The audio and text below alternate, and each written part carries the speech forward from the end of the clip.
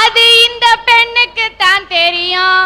ஐயா, இந்த நிழல்களே இந்த ஆண் பாவம் தான்யா நேஜம். ஒரு பெண்ணா இருந்து நீ ஏன் தெரியுமாயா ஆண் பாவம் பேசுறேன்? எங்க அப்பா பாடுறாரு பாருங்க ஐயா பாடு, அதனாலதான்யா பேசுறேன். நாட்டிலே உங்க அப்பா தான் பாடுபடுற மாதிரி யார் யாரு பாடுபடுறாங்கன்னு லிஸ்ட் எடுத்தனா உனக்கு தாங்காது. இதெல்லாம் ஒழிஞ்சுதுன்னு படிக்க போவாயா. போனா அந்த புள்ள அந்த பெஞ்சில் உக்காந்துன்னு இருக்கும், இவன் இங்க உக்காந்துன்னு இருப்பான். அது சும்மா இருக்க வேண்டியதானே? சும்மா அவனை பார்த்து சைடா லுக்கு விடுயா. இவன் என்ன பண்ணுவான், இவன் கிட்ட இருக்கிற நோச்செல்லாம் அதுகிட்ட குத்துருவான். அது 500க்கு 497 எடுத்து ஃபர்ஸ்ட் கிளாஸ்ல பாஸ் பண்ணிடான். நம்மால 500க்கு 5 எடுத்து ஃபெயில் ஆகி நிப்பான். அடுத்து நம்மளுக்கு வாலிப வயசோடு ஒரு வருயா, அதில் லவ்னு ஒண்ணுத்த பண்ணிட்டு படுவான் பாரியா பாடு. அத கேட்டா நாய் கூட கண்ணீர் வடிக்க, காக்கா கூட கலரா மாறிடுங்கய்யா. அந்த புள்ள அங்க இருந்து மிஸ்டு கால் கொடுக்கும், நம்ம டாப் அப் போட்டே கடங்காரன் ஆயிடுவா.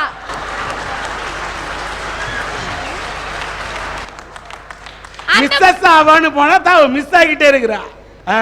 கடைசில பார்த்தா அந்த புள்ள பணக்காரனா பார்த்து கூட்டின்னு ஓடிடும். எல்லாம் தாங்கிட்டு சரி வேலை செஞ்சாச்சு உருப்பிடுவோம் இன்டர்வியூன்னு ஒண்ணுத்துக்கு போவாயா. 3 ஆம்பளை உக்காந்துன்னு இருப்பான், ஒரே ஒரு பொட்டை பொண்ணு உக்காந்துன்னு இருக்கும். ஃபர்ஸ்ட் அந்த புள்ளைய கூப்பிடுவான் உள்ள. இவன் 1/2 மணி நேரமா வெயிட் பண்ணின்னு இருப்பான், கண்டுக்க மாட்டான்.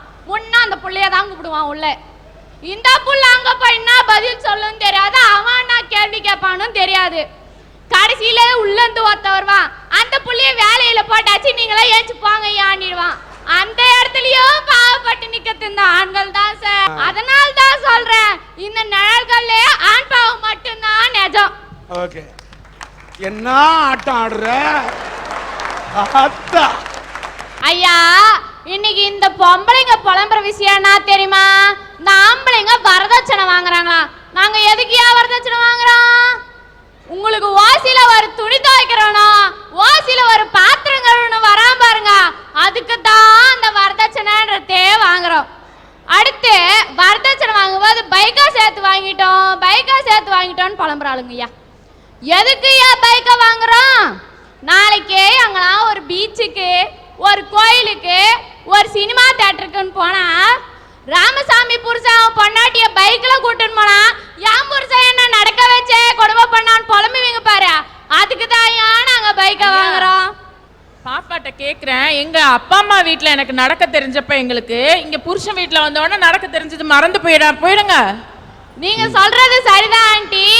அப்பா அம்மா வீட்ல இருந்து வரும்போது ஸ்லிம்மா வரீங்க, இங்க வந்து ட்ரம் ஆயிடுறீங்களே.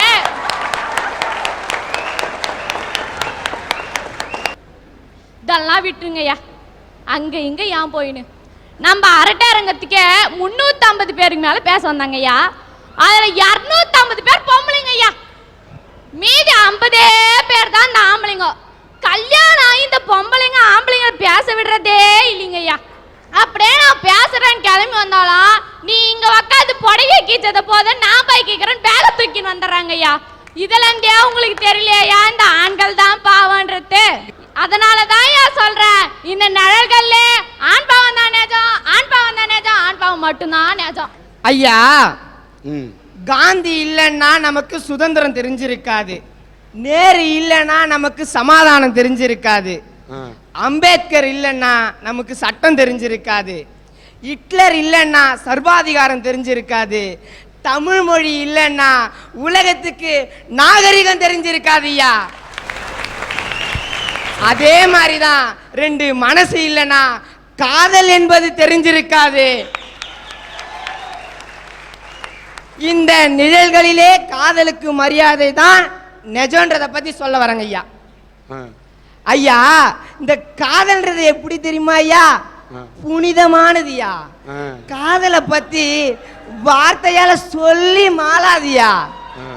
அந்த காதல்ன்ற வார்த்தையை சொல்லி பாருங்க, சும்மா ரொமான்ஸா, கில்பான்ஸா, அப்படியே குஜாலா, அட்ராக்ஷனா இருக்கும் பாருங்க, அதுதான் ஐயா காதல். அது என்னங்க கில்பான்ஸ்? கில்பான்ஸ் பார்த்தா உனக்கு கில்பான்ஸ் வருதா? ஓகே ஐயா, இந்த காதல்ல 2 வகையா. ஒன்னு காமக்காதல், இன்னொன்னு இருக்கே உண்மையான அன்பு காதல்யா. ஆனா அந்த காம காதல் எப்படி தெரியுமா, நம்முடைய இளமை இருக்கிறவர்ல தான்யா இருக்கும். ஆனா உண்மையான அன்பு காதல் இருக்கு பாருங்க, நம்முடைய மண்டை மண்ணுக்குள்ள போறவர்ல இருக்கும் ஐயா. அததான் ஒரு படத்துல சொல்றான் ஐயா, காதல்ன்ற வார்த்தை கெட்ட வார்த்தை இல்ல, மனச தொட்ட வார்த்தைன்றான் ஐயா. இந்த காதல்ன்ற வார்த்தை கெட்ட வார்த்தையும் இல்ல, மனச தொட்ட வார்த்தையும் இல்ல, பல பேரை கீழ்பாகத்துல கொண்டு போய் விட்ட வார்த்தையா. ஏன் என்னை போன்றவர்களை கோடம்பாக்கத்தில் கொண்டு விட்ட வார்த்தை. ஒரு கவிஞன் பாடுறான் பாரு, கிராமத்து கவிஞன். அடி வட்ட பொட்டு வைக்காதடி வாசலில் நிக்காதடி, அடி வட்ட பொட்டு வைக்காதடி வாசலில் நிக்காதடி, குறுகுறுன்னு பார்க்காதடி கொடுத்துடுவேன் கண்ணத்தில், தன்னே நானே போடு தன்னே நானே, தன்னே நானே போடு தன்னே நானே. இதுதாய்யா காதல். இது இருக்கட்டும் ஐயா, எங்க வேலூர்ல வேலைப்பாடின்ற ஒரு ஊருக்கு இருக்குங்கய்யா. அங்க ஒரு பெண்ணு 20 வயசுல காதலிக்கிறாயா. 2 வாரத்துக்கு முன்னாடி திருமணம் நடக்குது. என்ன தெரியுமாயா வயசு? 44 வயசுயா. 24 வருஷமா காத்திருந்து தான் காதலில கைப்பிடிச்சா பாரு, அங்கதாயா நம்ம காதல் நிஜமாவது. அதனாலதான் சொல்றேன், இந்த நிழல்களிலே காதலுக்கு மரியாதை தான்யா நிஜம்.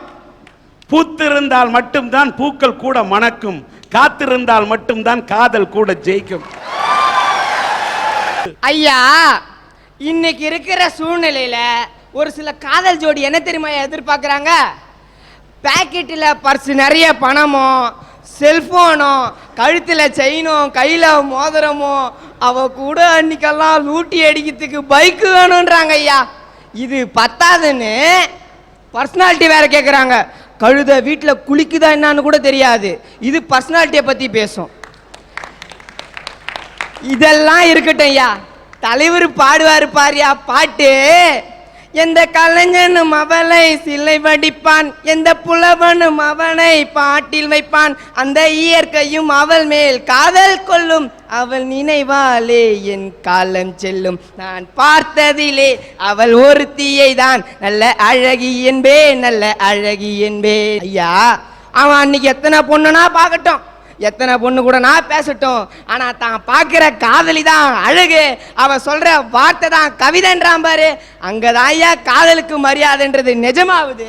ஐயா, என்ன மாதிரி ஒரு அழகான பொண்ணு, சரி ஒத்துக்க மாட்டேன்றீங்க, விடுங்க. இல்ல நான் ஒத்துக்க மாட்டேன் என்ன சொல்லிட்டு இருக்க? அங்க இல்ல அவங்க எல்லாம் ஒத்துக்கறாங்கயா, அப்புறமா பின்ன பேசுங்க. என்ன மாதிரி ஒரு அழகான பொண்ணு ஒத்துக்கறீங்க தானே?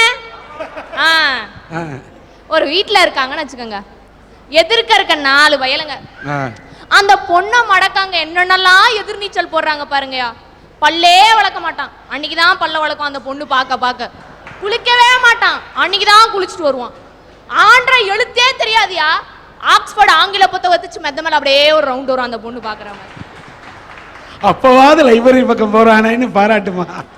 ஐயா, ரங்கநாதன்றவர் கிராமத்துல இருந்து பட்டணத்துக்கு போறாரு, தாமோ ஒரு பாடலாசிரியர் ஆயிடலாமேன்ற கனவோட பட்டணத்துக்கு போய் நண்பர்கள் வீட்டில் தங்கி சான்ஸ் கேட்டு அலையறாரு. 2 வருஷமா சான்ஸே கிடைக்கல.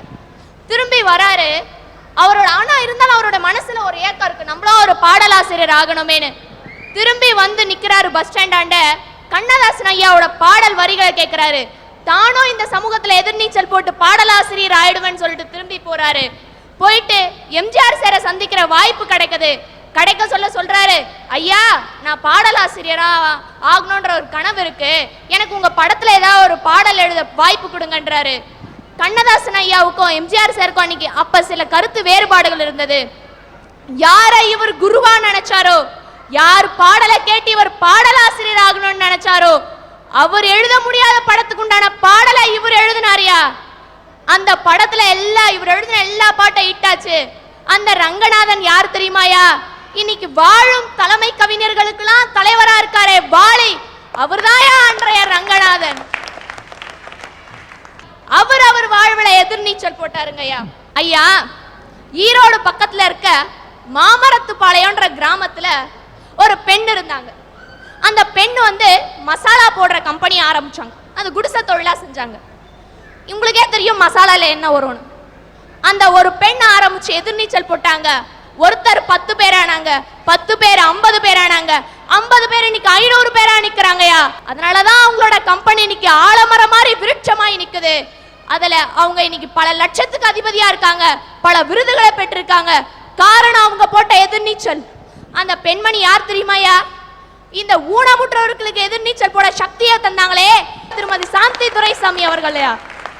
அவங்கெல்லாம் இன்னைக்கு சமுதாயத்துல வெற்றி பெற்றிருக்காங்கன்னா காரணம் அவங்க போட்ட எதிர்நீச்சல் தான்யா. வாடகை, கரண்ட் பில்லு, பாக்கெட் பால், புள்ள குட்டி, ஸ்கூல் ஃபீஸ், நல்லெண்ணெய், மண்ணெண்ணெய், ரவை, ரேஷன், பாமாயில், பச்சரிசி, கோதுமை, பத்தலை காசு கொஞ்சம் கூட பத்தலையே. அண்டா குண்டா அடகு வச்சோம், 5-10 வச்சோம், பத்தலை ஞான பழமே, ஏன் ஞான பழமே, நீ செவ்வாப்பேட்டை, ஏன் ஞான பழமே. இந்த பாட்டு பேட்டர பாட்டு கேட்டிருக்கிறோம்ல எல்லாரும். என்ன சொல்லுது இது? உலகத்துல இன்னைக்கு நடந்துகிட்டு இருக்கிற ஒரே விஷயம் பணம் பணம் பணம். அந்த காசுங்கிற கடவுள் என்னைக்கு நம்ம பக்கம் கடைக்கண் பார்வையை திருப்புறாரோ அன்னைக்கு தான் மனுஷனுக்கு முன்னேற்றம்ங்கிறதே இருக்கு. நம்ம நாட்டினுடைய தேச தந்தை காந்தியடிகள், அவருக்கு நன்றியை செலுத்தும் விதமா அவரை வேற எந்த ஒரு இதுலையாவது பயன்படுத்தினா நம்மளால காத்தோட பறக்க விட்டுருவான்ட்டான். அரசாங்கத்துல என்ன பண்ணாங்க, ரூபா நோட்ல போட்டு அடிச்சாங்க அவருடைய முகத்தை. சரிங்களா? அந்த காந்தி தாத்தா முகமும் அதுல எப்படி இருக்குன்றீங்க? 5 ரூபாய் நோட்ல லேசா சிரிச்சிருப்பாரு, 100 ரூபாய் நோட்ல சுமாரா சிரிச்சிருப்பாரு, 500 ரூபாய் நோட்ல பாத்தீங்கன்னா பக பகன்னு பொக்கவாய் தெரியற மாதிரி சிரிச்சிருப்பாரு. இனி எதிர்காலத்துல 5000 ரூபாய் நோட்டு அடிச்சிங்கன்னு வைங்க, மன்னிக்கணும் நீங்க இல்ல அடிச்சாங்கன்னு வைங்க, அதுல நல்லா ஆன திரிச்சிருப்பாரு, உலக உரண்டியா தெரியற மாதிரி. கருவறை முதல் கல்லறை வரை காசு இருந்தாதாங்க இன்னைக்கு மனுஷனோட வாழ்க்கையை நிர்ணயிக்க முடியும். இடையில கழிவறைக்கு போகணும்னா கூட இன்னைக்கு துட்டு இருந்தா தான் மனுஷன் நிம்மதியா அதுவும் முடிச்சுட்டு வர முடியுது. அது மாதிரி அரசாங்கம் என்னமோ இலவசமா அரசு மருத்துவமனைன்னு அழைச்சு இலவசமா பிரசவம் பார்த்தாரு கூட, அந்த அரசு மருத்துவமனையில கூட நாம பெத்த பிள்ளைங்களை நம்ம கண்ணுல காட்டணும்னா குறைஞ்சது 300 ரூபாய் 500 ரூபாய் கொடுத்தா தான் அங்க வேலையே நடக்குது. அதுலயும் பொம்பளை பிள்ளைன்னா 300, ஆம்பளை பையனா 500 ஆமா. இது என்ன நியாயம்னு நான் போய் கேட்டேன். அதுக்கு அவங்க சொன்னாங்க, பொம்பளை பிள்ளை பிறந்தா செலவு அதிகம், பாவம் அந்த அம்மா அப்பா செலவு செஞ்சு கஷ்டப்படுவாங்க, அதனால இப்பல இருந்தே நாங்க சிக்கனப்படுத்தி 200 ரூபாய் மிச்சம் பண்ணி கொடுக்குறோம்ங்குதுங்க. அந்த மாதிரி இருக்குது. அதே போல பிள்ளை வளர்ந்து போறாங்க ஐயா. வளர்ந்துட்டு இருக்கும் போது எப்படி இருக்கான் பாருங்க. வீட்டுல அம்மா ரசம் வச்சுட்டு இருப்பாங்க, அப்பதான் அவங்களுக்கு ஞாபகம் வரும் கடுகு தீந்து போச்சுன்னு. பையனை கூப்பிட்டு, டே தம்பி இந்த பக்கத்து கடையில போய் 5 ரூபாய்க்கு கடுகு வாங்கிட்டு வாடா அப்படிம்பாங்க. இவன் போமா முடியாது அப்படிம்பா. இல்லடா தம்பி 5 ரூபாய்க்கு கடுகு வாங்கிக்க, 50 பைசாக்கு உனக்கு முட்டாய் வாங்கிக்க அப்படின்னு சொல்லுவாங்க. இந்த பையெல்லாம் என்ன தெரியுமா, அவன் பின்னாடி 5 ரூபா கடுகுக்கு 50 பைசா கமிஷன் அடிக்கிறவன் எதிர்காலத்துல பெரிய கான்ட்ராக்டரா வர போறான்னு அர்த்தம். காசே அவனை வளர்க்குது பாருங்க. அடுத்து ஒருத்தன் இருப்பான், 50 ரூபா கையில காசை கொடுத்து 2-3 சாமான் வாங்கிட்டு வாடா அப்படின்னா அவன் என்ன பண்ணுவான் தெரியுமா, சாமான் வாங்கிட்டு வந்துருவான். 48 ரூபா பில்லா இருக்கும், 2 ரூபா மீதி சில்லறையை பத்தி வாயே திறக்காம கம்முன்னு அடிச்சுட்டு போயிட்டே இருப்பான். அவன் ஏன் தெரியுமா, அவன் எதிர்காலத்துல பெரிய பஸ் கண்டக்டரா வர போறான்னு அர்த்தம். பாக்கி சில்லறையை பத்தி கவலையே பட மாட்டான். இன்னும் சில பசங்க இருக்காங்க ரொம்ப உத்தம புத்திரன், மாசம் கடைசியில 1000-2000ன்னு கையில காசை கொடுத்து போய் இபி பில்லு டெலிபோன் பில்லு கட்டிட்டு வாடா தம்பி அப்படின்னா பயப்புள்ள போறவே 4-5 நாளைக்கு திரும்பி வரவே மாட்டான். இவெல்லாம் எதிர்காலத்துல பெரிய ஃபைனான்ஸ் கம்பெனி அதிபராக போறான்னு அர்த்தம். அது மாதிரி காசு தான் குழந்தைங்களை வளர்க்கவே செய்யுதுங்க. காசின் மதிப்பை அறியா மனிதன் உலகில் செல்லா காசுங்க. கடவுளையே காட்டி கொடுப்பதற்கு யூதாஸ் என்கின்ற மனிதன் காசு வாங்கி கொண்டு அந்த பாவத்தை செய்தான். இந்த கலியுகத்திலே காசுதான் கடவுளாக நம் கண் முன்னே இருக்கிறது. இதுதான் நிதர்சனங்கய்யா.